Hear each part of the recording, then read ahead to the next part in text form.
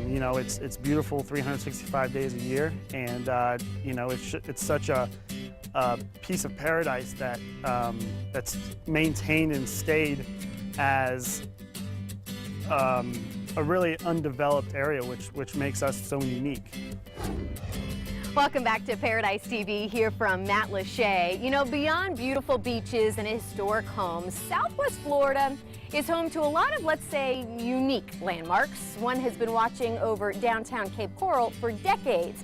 He's the man, he's the legend, he's the myth, he's Big John. In the history of Cape Coral, one man has stood above all others. It always makes me proud every time I go by and see him. Big Bad John. His name is Big John, and he is Cape Coral's largest citizen.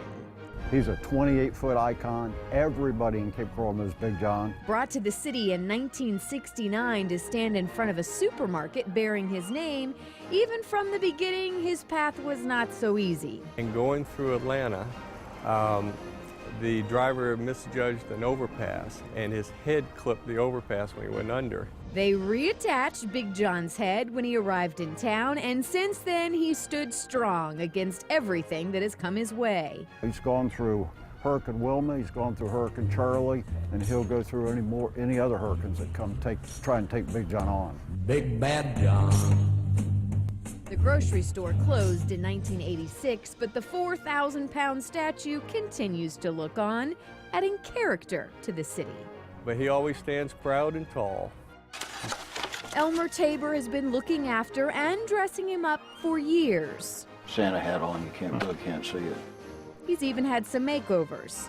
They took his grocery bags off. He was like welcoming everybody to Cape Coral, to paradise. Some said he was hugging the city with his giant arms. Then in 2011, Big John disappeared from his perch without notice to be renovated. Fake ransom notes followed, and the city's residents rallied. The police department called me up one day and said, Elmer, you got to stop this prank. Our dispatch is getting overwhelmed with calls. Why aren't we doing something more to find Big John? Today, Big John has his bags back. He has a fresh new patriotic look and no plans to leave again. Cape Coral loves Big John, and Big John loves Cape Coral. As long as I'm alive, Big John's going to be here. Thankfully, this is not the end of Big John's story. Big Bad John. All right, some would say that he's huge. Trivia time. Did you know that Big John actually has a twin brother? Where can you find Big John's brother, also named Big John? We will reveal the answer later in the show. All right, while we are on the subject of unique landmarks, we've had a lot of folks ask us about an odd little patch of land with headstones in Naples. Every day, thousands drive by the tiny, tended cemetery that lies smack dab in the middle of everything.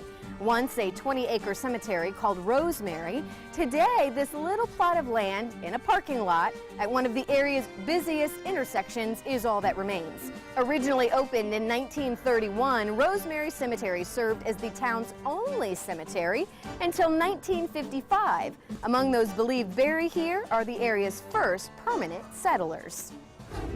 Another well-known local landmark is the First National Bank building in the downtown Fort Myers River District.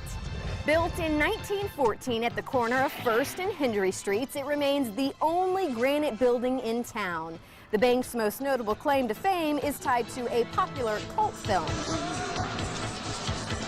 Along with several downtown buildings, the bank is prominently featured in the opening credits of George Romero's cult classic film, Day of the Dead.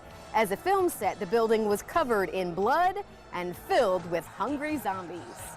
And even on the front steps of the old bank building, you had about a 12-foot alligator, a real live alligator, that was part of the movie, coming out the front doors.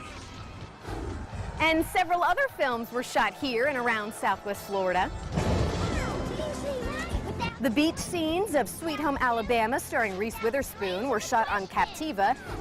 And the movie Just Cause, starring Sean Connery and Lawrence Fishburne, was filmed in and around downtown Fort Myers. Up next on Paradise TV. Mixing sugar, dough, and a dash of inspiration to create pastries in paradise. But first, here are some more upcoming events.